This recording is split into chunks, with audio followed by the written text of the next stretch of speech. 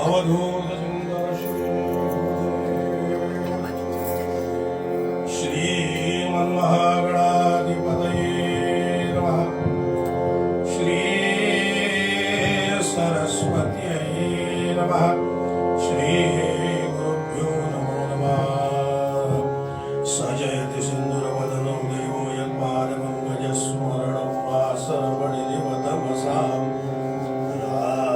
नाशयति विघ्नानाम् अविरतमिलजलमिहं प्रवृत्तानिवसेवितमूलम् अभिमतफलदातारं कामेशं गणपतिं वन्दे।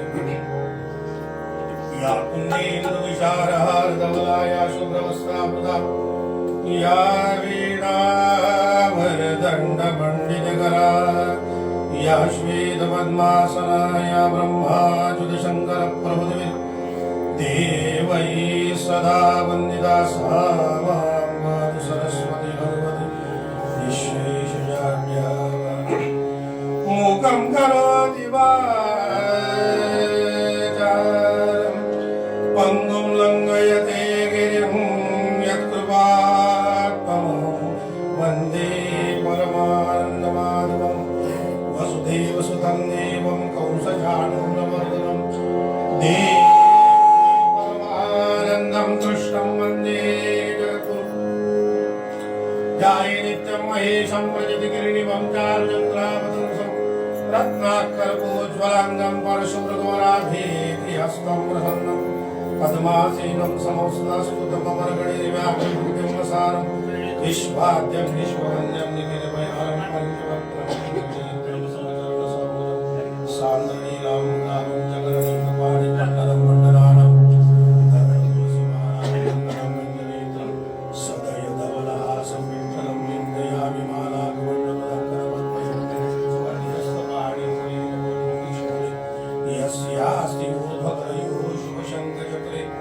वन्दे तमत्रिवरदम्बुजशक्तियुक्तं काषाय वस्त्रं करदण्डधारिणं कमण्डलं पद्मकरेण शङ्खं चक्रं गदा भूषितभूषणाढ्यं श्रीपादराजं शरणं जितेन्द्रियगणाग्रणीरविरतः परिब्रह्मणि कलौ श्रुतिपथावनित्रितनयोऽवतीर्णः स्वयं करात्मसुखमण्डलुत्वत्कण्डने दण्डम् पदप्रणतवत्सलो जयतुवासुदे माता रामो मत्पिता रामचन्द्रः स्वामी राम मत्सखा रामचन्द्रः सर्वस्वं मे रामचन्द्रो दयालु ज्ञानेन जाने नैव जाने न जाने मनोजवं मारुततुल्यवेगं जितेन्द्रियं बुद्धिमतां वरिष्ठं वातात्मजं वानरयूथमुख्यं श्रीरामदूतं शरणं नमामि।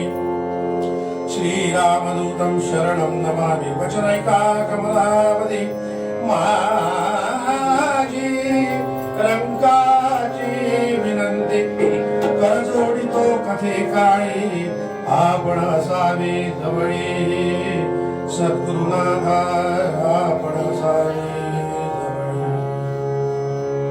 जय जय राम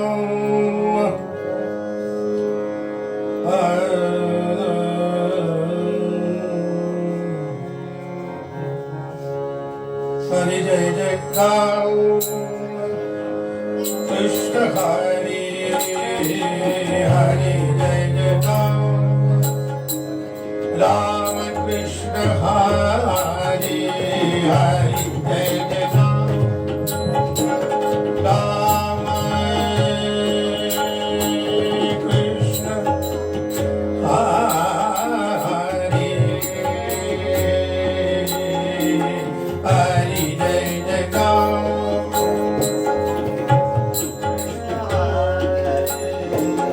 हरि जय राम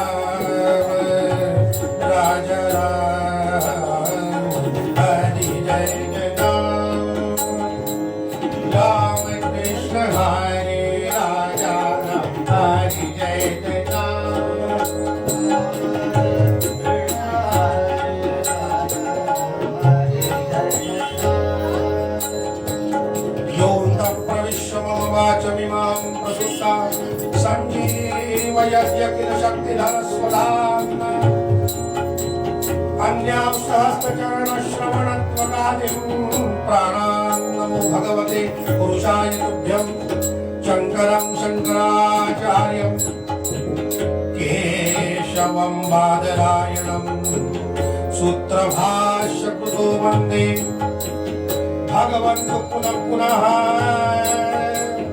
श्रुतिस्मृतिपुराणानाम् आलयं करुणालयं नमामि भगवत्पादं शङ्करं लोकशङ्करं नश्वरं सुखमनादरणीयं स्वान्तरं सुविमलं करणीयम् राम नाम सततं स्मरणीयं तेन संस्कृति जलं तरणीयं रानी जय जय राम कृष्ण हरे राजा राम हरि जय जय कृष्ण हरे राजा राम हरि जय जय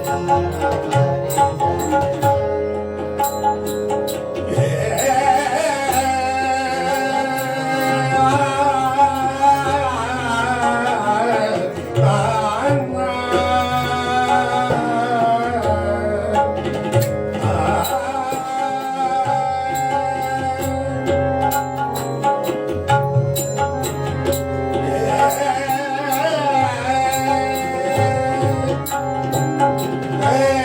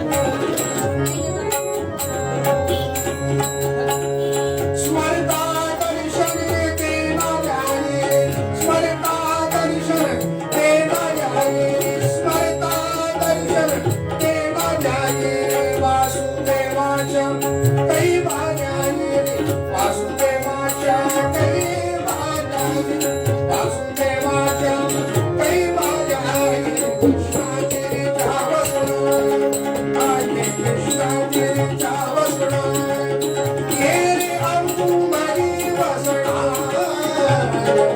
अंबरी वसणा कृष्णागिरीच्या वसणाया कृष्णागिरीच्या वसणाया कृष्णागिरीच्या वसणाया मारुतीराया पदवी मागो मारुतीराया पदवी माग पदवी माग पदवी मागो पदवी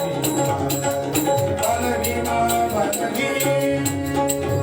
मारुतीराया पदवी मागो मारुतीराया पदवी मागो मारुतीराया पदवी माग पदवी माग पदवी मागो पदवी माग पदवी महाराज जय जय परम जय जय महाराज जय जय महाराज जय जय परम जय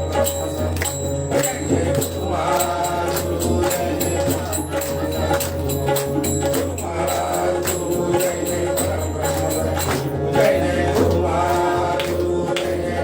जय परम जय जय महाराज जय जय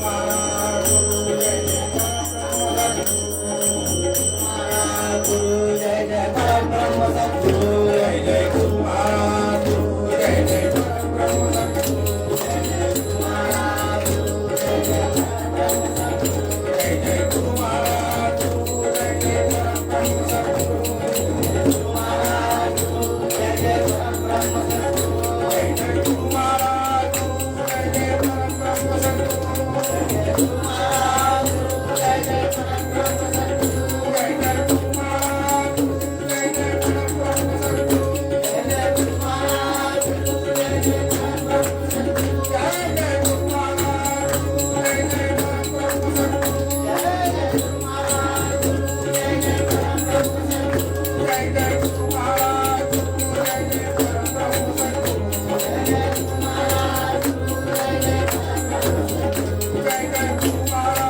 ब्रह्म सद्गुरु जय जय गुरु महाराज जय जय परम ब्रह्म सद्गुरु जय जय गुरु महाराज जय जय परम ब्रह्म सद्गुरु जय जय राजा राजा भगवान भगवान की जय महाकवि महादेव की जय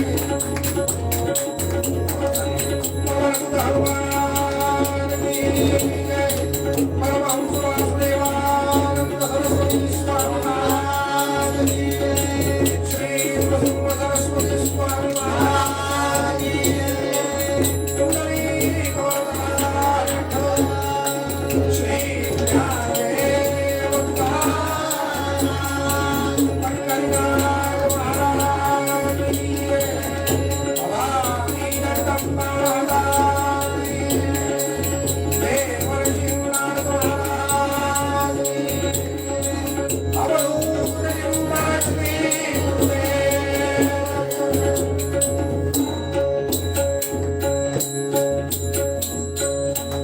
जय जय रघुवीर समर्थ जय जय रघुवीर समर्थ जय जय रघुवीर समर्थ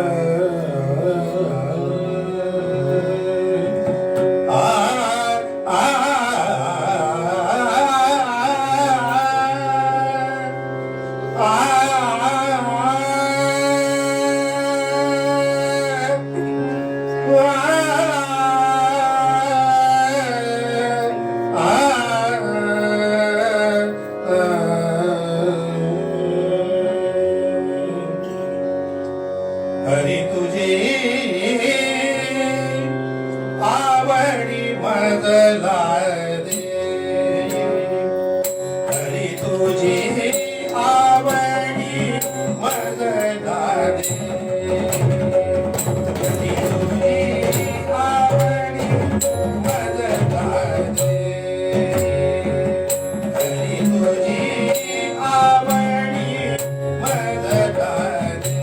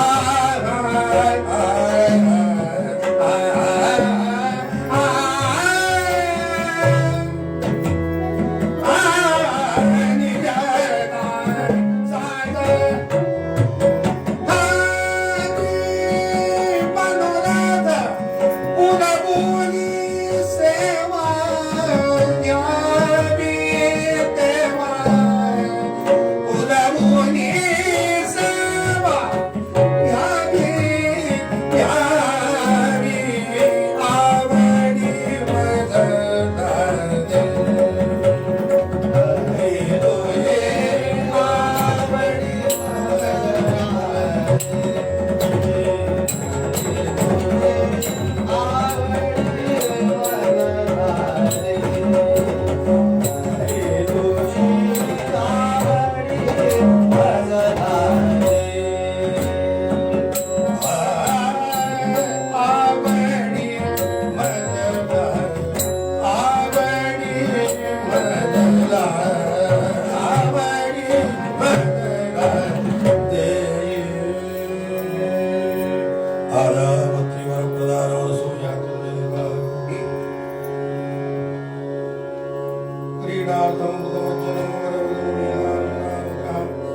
रामाचार्य साध्य पिंगले दुर्लभ बोधवतः लर्कायुर्वरदान विद्यमगतं श्रीरब्दलीलामृतम् आदौ रूपमरूपते गणेशान्मानवं स्वीकृतं वर्णाद्याश्रमधर्मधारणवतो श्रीदत्तदेवे तत्संस्थापनतीर्थपादोपयुक्तुर्येकविश्वाभ्यं वन्दे ते पूर्वासुदेव यतिराजसेव्यादिगण्यं ॐ नमः प्रणवार्थाय शुद्धज्ञानेकमूर्तये निर्मलाय प्रशान्ताय दक्षिणामूर्तये नमः निधये सर्वविद्यानां विशदे भवरोगिणां नुरवे सर्वलोकानां दक्षिणामूर्तये नमः परमहंस वासुदेवानंद सरस्वती स्वामी महाराज की श्री नृसिंह सरस्वती स्वामी महाराज की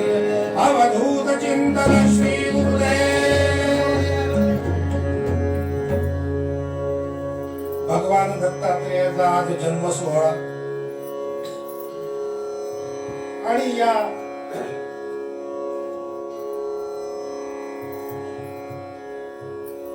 आनंदाच्या प्रसंगामध्ये भगवंताला तृप्ततेने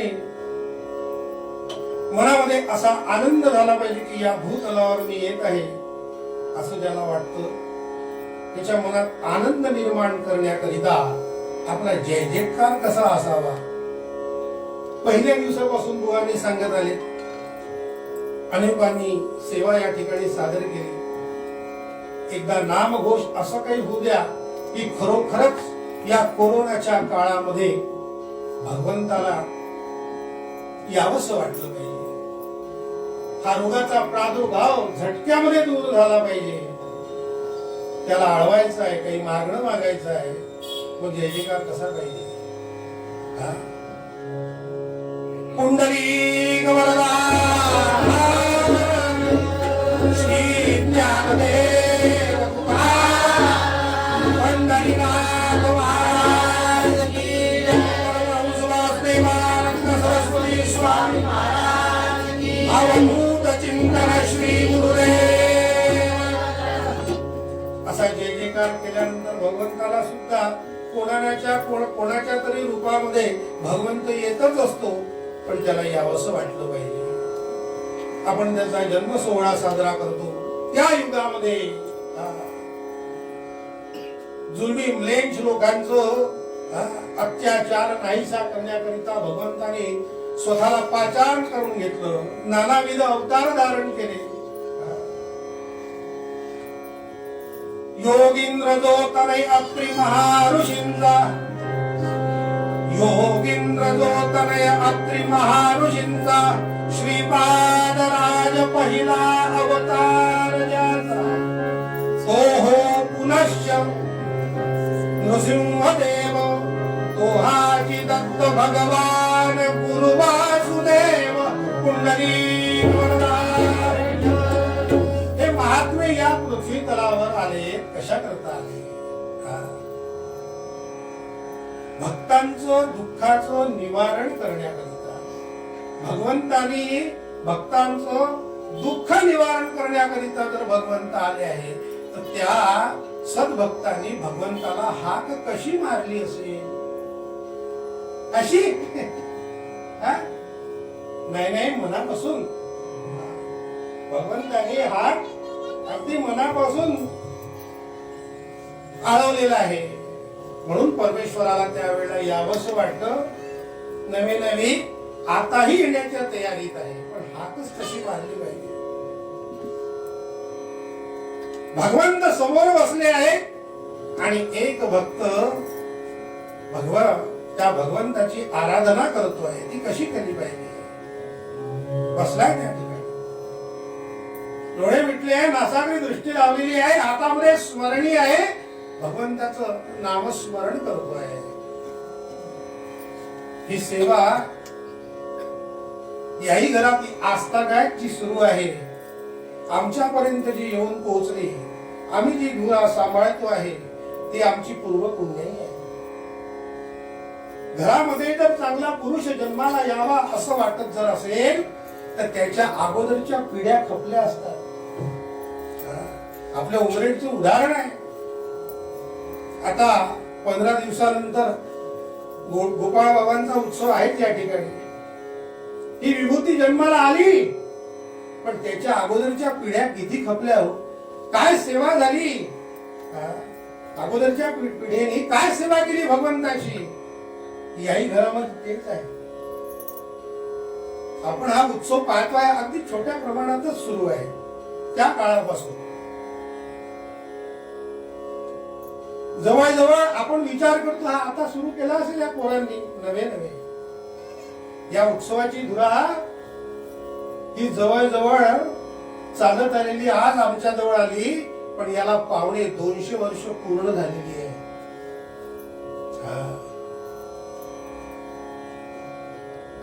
ही आमची 5वी पिढी आहे. 6वी पिढी समोर आहे. नानाविध कार्यक्रम तुम्ही ऐकले आहे. सगळ्यांची सेवा होते आहे. प्रत्येक जण सेवेच्या मार्फत भगवंताला आवडतोय. पण ही पूर्वपुण्य कुणाची ती विसरायला नको. ज्या वेळेला सुरुवातीला आपण संगीत क्लास लावायला जातो, तबला म्हणा, पेटी म्हणा, गायन म्हणा, हे जे शिकायला जातो, तो पहिला गुरु आपला कोण असतो. तिथून सुरुवात केल्यानंतर आपण हळूहळू हळूहळू पुढे जातो आणि जेव्हा आपल्याला समजायला लागतं की नाही आता मला पुढे भरारी झेप घेतली पाहिजे, म्हणून आपण मोठ्या गुरूंची कास धरतो. मग तिथून आपण जर भरारी मारली, भारत रत्न प्राप्त झालं, म्हणून आपल्या लहान गुरुला विसरून जायचं का की जिथून आपली सुरुवात झाली आहे. अहो ती आपली पूर्वपुण्य आहे. तो जर मला मिळाला नसता तर या शिखरावर मी आलो असतो का. नाही, या शिखरावर मी आलो नसतो. म्हणून आमच्या घराण्यामध्ये 5व्या पिढीच्या अगोदर, त्याच्याही अगोदर 7 पिढ्या होऊन गेल्या. आम्ही मूळचे बनारसचे. आम्हाला जसे त्या ठिकाणी सदानंद भट्ट खोड म्हणून होते काशीला, त्यांचं नावही त्या ठिकाणी आहे. आमचं विठ्ठलाचं मंदिर सुद्धा त्या ठिकाणी आहे. मोठा वाडा होता. ठीक आहे, पण मार्गुजार लोकांनी त्यांची विद्वत्ता पाहिली. त्यावेळेच्या आमच्या बाजूचे मार्गुजारी तसेच विद्वान होते. विद्वान हा विद्वानाचीच किंमत करत असतो, आजचं बोलत नाही.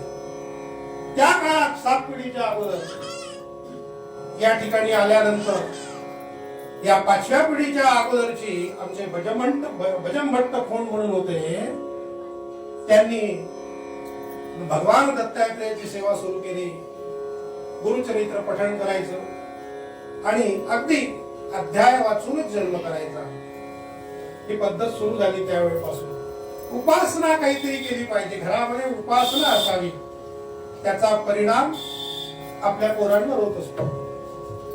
ती उपासना सुरू केली. उपासना सुरू होता होता होता होता एका पिढीकडून दुसऱ्या पिढीकडे हस्तांतरित जशी होते, तशी ती उपासना भजमभट्ट गुंडाकडून ती वैजनाथांकडे आली. वैजनाथांनी ती सांभाळली भगवान दत्तात्रयाचा उपासक म्हणून. आणि त्यानंतर त्यांचे सुपुत्र नारायण यांनी ती उपासना सांभाळली. ही उपासना चालू होती. नारायणांना तसा आशीर्वादही होता. कृतकृत्य या ठिकाणी धन्यता मानायचे. आणि असं होता होता होता होता त्यामध्ये भर पडली 1909 मध्ये भगवान दत्तात्रेयाचे चौथे अवतार या ठिकाणी पवनी क्षेत्राला चातुर्मासा करता ज्या वेळेला आले त्यावेळेला आपल्या उमरेडकर मध्ये कितीतरी लोकांना अनुग्रह आहे. नागपूरचे आहेत दादाबुवा देवरसांचे वडील,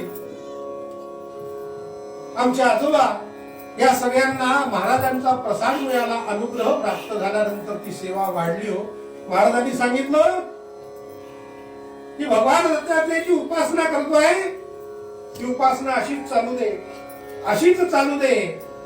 असं सगळं होता होता होता होता पुढे त्यांनी सांगितलं की तुला होणाऱ्या मुलांचे नाव त्याप्रमाणे ठेव. तिसरा मुलगा होईल त्याचं दत्तात्रेय असं नाव ठेव. पुढे तू काळजी करू नको, ही उपासना अखंड चालू राहील. ही उपासना आस्थागायचं सुरू आहे. त्याप्रमाणे तिसरा मुलगा म्हणजे आमचे वडील नाव दत्तात्रेय ठेवलं. अंगी वेदशास्त्र संपन्नाचे गुण वाढायला लागले, कीर्तनाचा अंग वाढायला लागला, कीर्तन व्हायला लागले आणि उपासना होता होता ती कीर्तनापर्यंत येऊन पोहोचली. हे कीर्तन उभं झालं. ही सर्व जुनी कीर्तनकार मंडळीच महाराजांच्या आशीर्वादाने आणि ती धुरा यापर्यंत ही उपासना जी आहे ही घरामध्ये आपण करतो आहे. मग या लोकांनी सद्भक्त यांना म्हणावं, यांनी काय मागावं परमेश्वराला? देवा आम्ही कोण आहोत तुझे? आम्ही देवाचे पाजिक, आम्ही देवाचे पाजिक, आम्ही देवाचे पाजिक.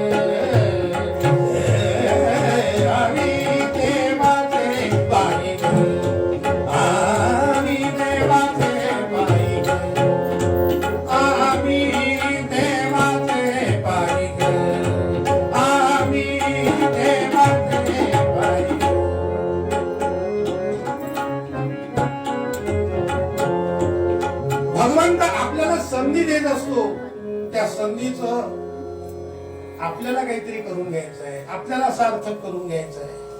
भगवान गोपाल कृष्णाने दुर्योधनाला संधी दिली होती. ज्या वेळेला महाभारताचं युद्ध अटळ होतं की आता युद्धाशिवाय पर्याय निघूच शकत नाही, भगवान गोपाल कृष्ण स्वतः कष्टशिष्टासाठी गेले असताना सुद्धा दुर्योधनाने जे उत्तर दिलं, सुईच्या अग्रा इतकी सुद्धा जमीन मिळणार नाही, तेव्हाच निर्णय झाला की युद्धाशिवाय आता पर्याय नाही. पण तरीही साह्यार्थ कोणाला ठरवलं? ते दोघेही भगवंताकडेच आले. कारण भगवान गोपाळ कृष्णाची नारायणी सेना काही कमी नव्हती. हो, अजास्त्र अशी ती नारायणी सेना. भगवंतानी दुर्योधनाला ती पण संधी दिली. दुर्योधन म्हणाला, भगवान मी येणार आहे तुमच्याकडे, ये ना बाबा, सर्वांसाठी माझा दरबार खुला आहे, या. बदल करत करत करत करत तो आपला रथ घेऊन दुर्योधन ज्या वेळेला द्वारकापुरीमध्ये आला, बाजूला तो रथ बाजूला ठेवलेला आहे. भगवान गोपाळ कृष्णाच्या महालामध्ये आले त्यावेळेला भगवंत तेही विचार करतायत, भक्तांची परीक्षा घेतल्याशिवाय काही कोणी देत नाही. भगवान पहुडले आहेत त्या ठिकाणी. म्हटलं बघतोय काय करतो. याला विचार पडला, भगवान पहुडले आहेत, निद्रावस्थेत आहे, आपण काय करावं. म्हणून भगवंताच्या पायाकडे बसण्याचा विचार केला. मनामध्ये विचार आला, भगवंताच्या पायाकडे बसावं तर मी राजा युवराज बरं नव्हे, माझं स्थान उंच मोठा, मला कसं शोभेल. म्हणून भगवंताच्या उशाकडे जाऊन बसला. नंतर दुर्योधन बसल्यानंतर अर्जुन महाराज आले त्या ठिकाणी. आपल्याला पूर्ण कथा बघायची नाही. अर्जुन महाराज आले, त्यांनी विचार केला, अरे दुर्योधन आधीच येऊन बसला इथे, काहीतरी मागायचं आहे याला, आधीच येऊन बसलेला आहे. पण आनंद झाला, मला जे पाहिजे होतं ते मला मिळालं. मला भगवंताच्या चरणकमलाशिवाय दुसरं काहीच पाहिजे नाही. मला जे पाहिजे ते मला मिळालं, यांनी माझ्यावर उपकार केले. म्हणून त्या ठिकाणी अर्जुन बसलेला आहे. संधी दिली होती पण ती संधी गमावली त्या ठिकाणी. अशी सेवा दुर्योधनाने केली आणि दुसरी सेवा अर्जुनाने केली. दोघांची सेवेमध्ये फरक आहे. म्हणून काय मागावं. भगवंत जागे झाले. भगवंतांनी आधी दर्शन कोणाचं घेतलं असेल, उठून बसल्यानंतर पहिलं दर्शन अर्जुनाचं झालं त्या ठिकाणी. दुर्योधन म्हणतो, देवा मी 2 घटिका अगोदर आलो आहे, तुम्ही मला विसरलं आणि तू मागे बसलाय, मला कसं दिसणार. अर्जुन समोर आहे म्हणून त्याचं दर्शन पहिले झालं मला. बरं जाऊ द्या, तुम्ही कशा करता आला. म्हटलं आम्ही युद्धाच्या सहाय्याकरता काही मागण्याकरता या ठिकाणी आलो. असं दुर्योधन म्हणताय, देवा अगोदर मला संधी द्यावी, मी मोठा आहे. भगवान म्हणतात, मोठा आहे ना, तू मोठ्यानी नंतर मागावं, पहिले लहानाला समोर करावं. घरामध्ये एखादा मोठा व्यक्ती आला, लहान लहान मुलं आहे, काही आणलाय तर तू पहिले स्वतःच खातो का की मुलांना देतो. पहिले मुलांना देतो. अरे अर्जुन लहान आहे, त्याला संधी दे, त्याला समोर कर. नाही म्हटलं, देवा मला द्या. बर ठीक आहे. आता तिथेही उपकार झाले. दुर्योधनांनी मागून घेतलं, देवा तुझी संपूर्ण नारायणी सेना मला पाहिजे. पण त्या अगोदर भगवंत म्हणाले, पहा बरं, तुम्ही हे मागण्याकरता सगळं आलाय. माझ्याकडे एक नारायणी सेना आणि दुसरा मी एकटा आहे. पण मी कसा आहे, नधारी शास्त्रकारी मी, नधारी शास्त्रकारी मी, गोष्टी सांगेन युक्तीच्या आचार. मी फक्त 4 गोष्टी सांगेन, हातात शस्त्रही धरणार नाही, अस्त्रही धरणार नाही. तुम्हाला काय पाहिजे. दुर्योधन म्हणताय, का तुला नेऊन काय तिथं रणांगणामध्ये काय चिवडा खायचा. तू नाही पाहिजे. संधी दिली होती. सेना कोणाची होती, भगवंताची होती. कोणती सेना होती, नारायणी सेना होती. भगवंताच्या इशाऱ्याशिवाय हल्लानी होती का. कुंडली वरदा श्री ज्ञानदेव, हे तर डोकं पाहिजे. नारायणी सेना मागून घेतली. दुर्योधन अर्जुन म्हणतोय, देवा माझ्यावर याचे किती उपकार आहे हो. हा मगापासून माझ्यावर उपकारच करतोय. पहिले मला बसायला का जागा दिली. आता प्रत्यक्ष तुम्ही माझ्याकडे आहात. हे काय भाग्य आहे माझं, केवढं भाग्य आहे. आता काय मागायचं राहिलं. जे माझ्या मनात होतं, ते जे मागितलं होतं ते मला प्राप्त झालं. तसा सद्भक्त समोर बसलेला आहे, भगवंतासमोर आळवणी करतो आहे आणि भगवान त्या ठिकाणी प्रगट झाले. तुमच्या समोर जर असे भगवान प्रगट झाले तर काय मागाल तुम्ही. विचार करा. आपल्या समोर भगवान प्रगट झाले, बुवा भगवान प्रगट होण्याचं तर सोडा, स्वप्नात सुद्धा दिसत नाही. दिसले तर भूतखेत दिसतात. कुंडली ज्ञानदेव कारण तशा विचारांनी आपण निद्रावस्थेत जातच नाही. भगवंताचं नामस्मरण करून जर निद्रावस्थेत गेलं तर त्याचप्रमाणे विचार समोर जातील. हा तो भक्त त्या ठिकाणी बसला आहे. भगवान प्रकट झाले. भगवान म्हणतात वरम ब्रूही भाग बाबा, तुझ्या सेवेला मी प्रसन्न आहे. तू माझी खूप सेवा केली, त्या सेवेला मी प्रसन्न आहे बरं का. आता तो भक्त म्हणजे सद्भक्त होता, आपल्यासारखा नव्हता. आपण मागून मागून काय मागू. या महागाईच्या युगामध्ये कोरोनाचा काळ, नाना लोकांना कंपन्यामध्ये काढून टाकून दिलं बाहेर, पगार बंद आहे, महागाई वाढलेली आहे, एसटी बस बंद आहे. हा ही सगळी परिस्थिती आहे. काय मागाल हो. समजा मी नोकरीला लागलो तर देवा एकच दे, हे चिदान दे का देवा. आता ते पगार असा शब्द नाही वापरावा लागेल. 50 लाख पॅकेज व्हावा. मी 50च म्हणलं, काहींची होप तर खूप आहे. काय काय मागतात हो, काय काय मागतात. सत्यनारायण मध्ये आपण बसतो ना, त्या सांगणाऱ्या भटजीने जर तेवढा संकल्प सांगितला नाही तर पुढच्या सत्यनारायणला त्याला बोलवण्यात जात. आमच्या उन्हाळ्यात एक भटजी आहे, तो कथा सुरू झाली का मध्ये मध्ये झोप घेऊन घेते आणि पुन्हा समोरच करते. लांब लचक सांगितल्याशिवाय तृप्तीच नाही हो.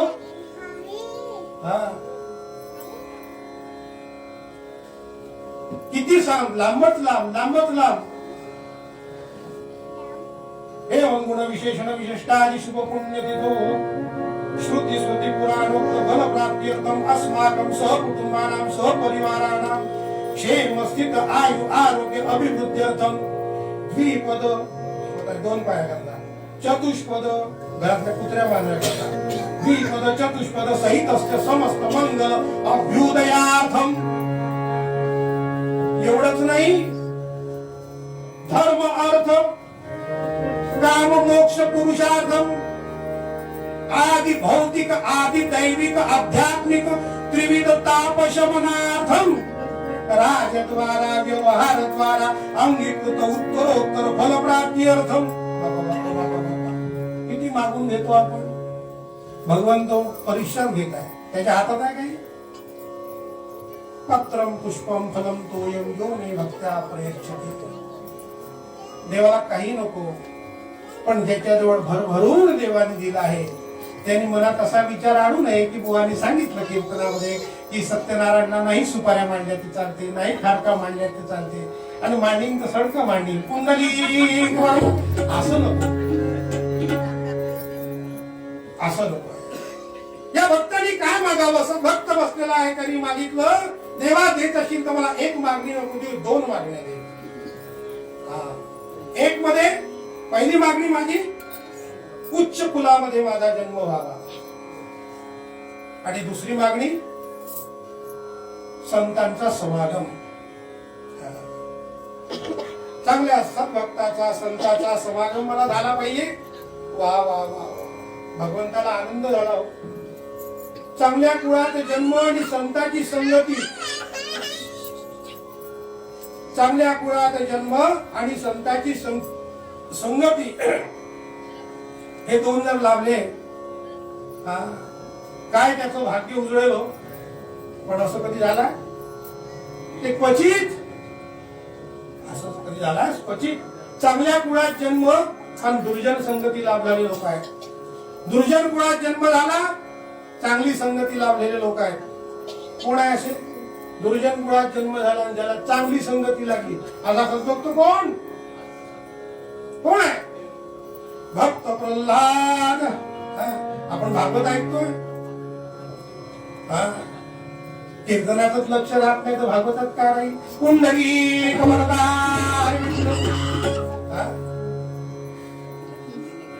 आहे की नाही? भागवत ऐकल्यानंतर हे आपल्याला दिसून येतं. भक्त प्रल्हाद दुर्जन तुला तर जन्म झाला. हिरण्यकश्यप स्वतःलाच देव मानायचा. यदस्तु ब्रह्मांड तथानुमध्ये सर्व ठिकाणी देव व्यापला आहे ही अनुभूती यावी लागते. ती भक्त प्रल्हादाला आली होती. प्रल्हादाला ती अनुभूती आली होती की सर्व ठिकाणी भूजल तेज समीरक, भूजल तेज समीरक रवी शशी काष्टादिके असे भरला. भूजल तेज समीरक रवी शशी काष्ट मागे घेऊन जा तुला. स्थिरचर व्यापुनी अवगा भूजल तेज समीरक समीरक भूजल तेज समीरक समीरक भूजल तेज समीरक भूजल तेज समीरक.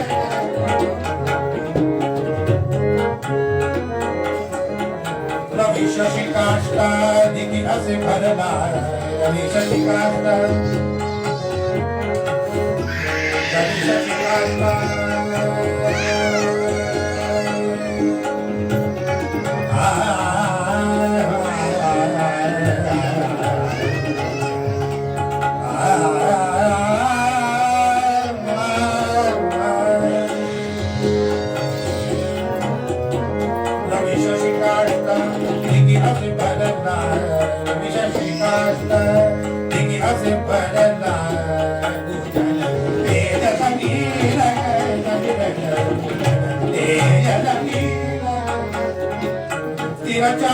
व्यापुनी अवगा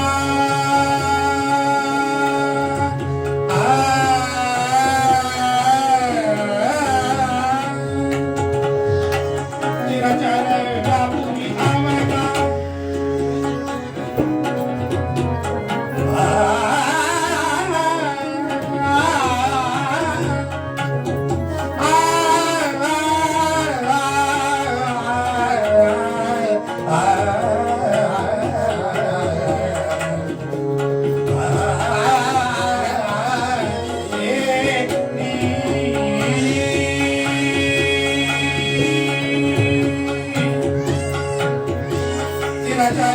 व्यापुनी अवगा स्थिरचर व्यापुनी अवगा.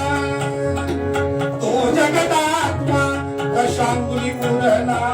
तो जगदात्मा दशांगुली उरला. तो जगदात्मा दशांगुली उरला. भूजल तेज समीरक समीरक भूजल तेज समीरक तेज समीरक तेज समीरक भूजल तेज समीरक भूजल तेज समीरक रवी शशी काष्टादिके असे भरला. त्या ठिकाणी जाऊन त्या विसुवा खेचरांचे पाय बाजूला केले पण प्रत्यक्ष